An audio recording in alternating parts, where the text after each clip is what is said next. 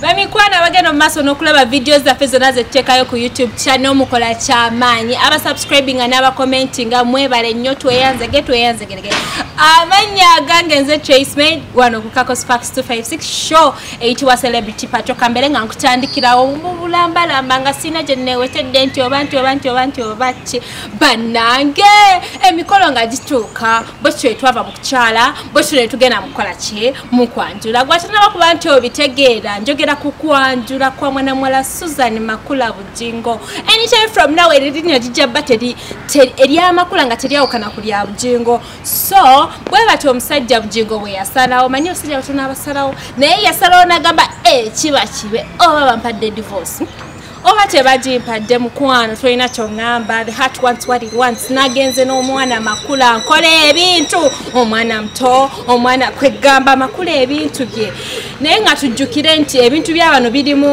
birimu obu misunderstandings between omukyala eyasooka tanaba kuba nti awaayo divorce naye ng'ekyo kyo Bujingo yagamba tewali kigenda kola ki tewali kigenda kubaayo naye abantu babadde ku mukolo guno awali ne Anko Katolubwama ani abadde amanyi nti Anko Katolubwama anaabaayo bannange kyatayogedde omusajja kutawa omusajja lere naye Anko Kato naye bannange ebintu byagalibwa era eba tebakuyise mukwano wabirabidde eri ng'abantu abamu naye nga abantu bangi bayitiddwa Frank Shumba n'abako ab'olugave kubanga ab'olugave kale tukimanyi kyetukola si kyekituufu ekiri awo ekyokubba omusajja w'abandi naye tetina kyakukola naye oba oyagala omukyala akunyumira ndowooza tujje mu bakyala ba lugave Luka Trema na Makula yanyuma Makula Susan yanyumye kati kwegamba ab'olugave tulina kyobagamba era mbatumiddeko nnyo bamakula bannamakula basemakula mwenna mbatumiddeko anyways mukulike mu mikolo congratulations Susan Makula Bujingo anyway abantu tutomeranga naye nga abantu abamusibe twatulina okubeera nabo for life naye nga kati Makula yeeyita Bujingos forever katubasabire tesio kitwongerako tubasabira busabizi era tubakwasa mukama celebrations zibaddewo nyingi nga mukimanyi nti December November time ebeera y'abasama kola zi birthdays kola bichi emikolokolo bwekyo era November ne December wetuukanga n'otakola kintu kyo mukwano oba tulina kyotugamba aside Makula tulina mutawanyi wawe nze muyita mutawanyi wawe abangamba mbuchi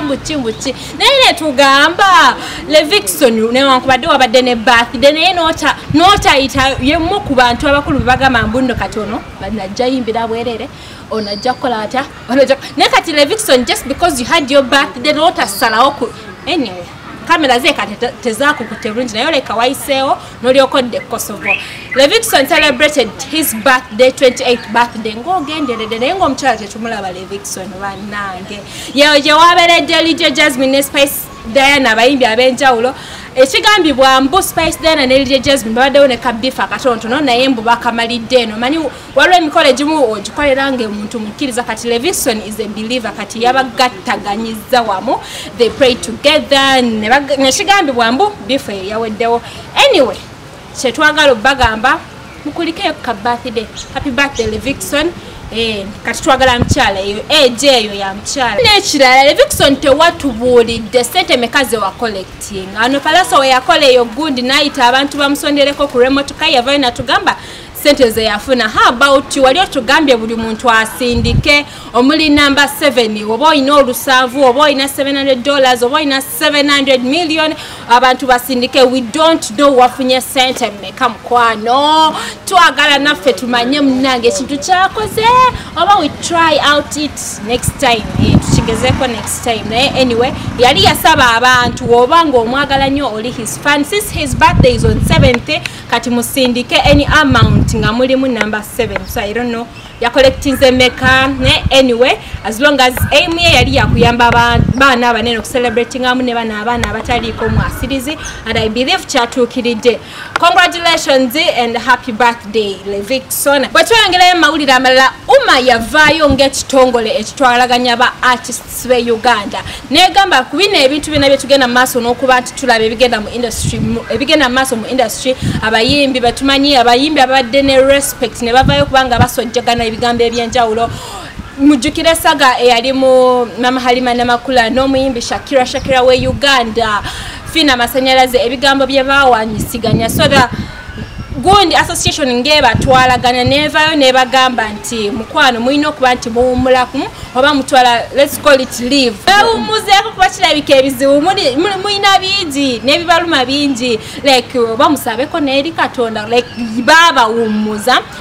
sigamba nti babagoba ng'ebimu bibadde bitambula naye bawumuzibwa okuva mu kitongole ekibatwala ntibaga mukwano mwesootinge kubanga ebyayitinga nabyo byali bingi so kitwalibwa okuba nti association terina kyebadde yakozeewo naye yavuddeyo okulaga responsibilities nebagamba mukwano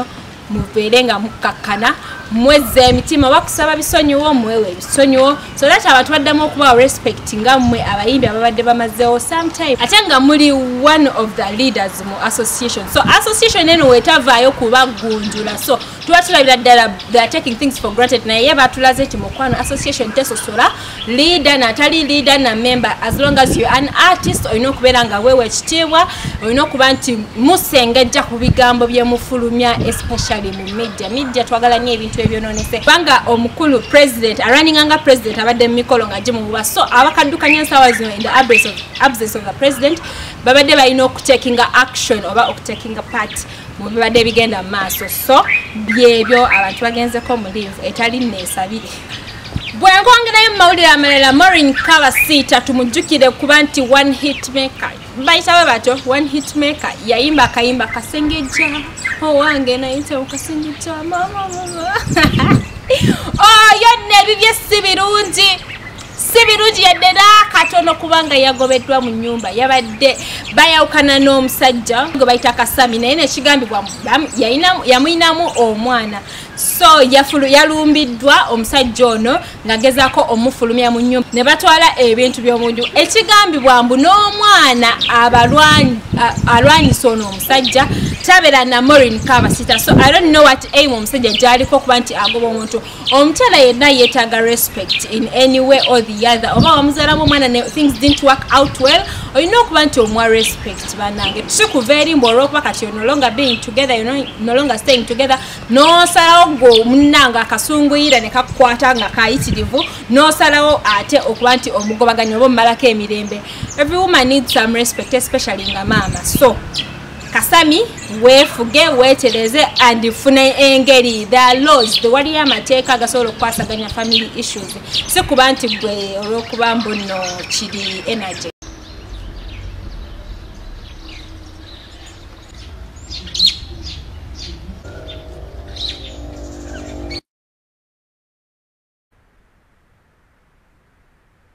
kubuulire essaawa zino ninga ali mu movie ate nga nange njizanye kwegamba I cannot believe what's happening. Yuka bannabikaabye nembimala kakati sikyalina kyakukola naye nga nabadde mu town n'omukuumi n'avaawo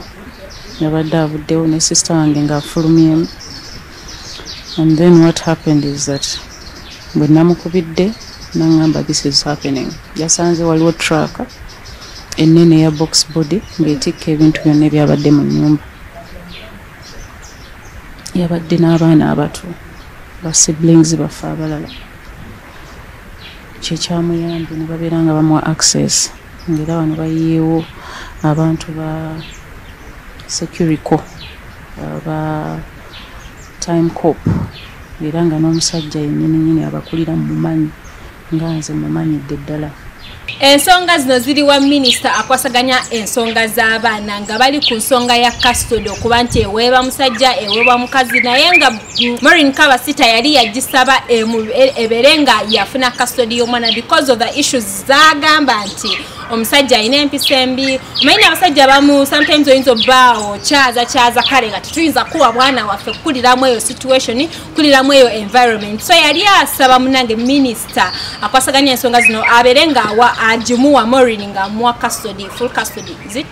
yamuwe custody abeere n'omwana because omwana yeetaaga okukula ne maama wadde sometimes bamaama abamu bakisusa naye for the first ground childhood level omwana alina okukula ne maama we sigana banga nsikawo wanneeno amanya gange nze Trace May musubscribinge mulabe ate naffe tujja kunoonya engeri gye tubaddizamu kati nga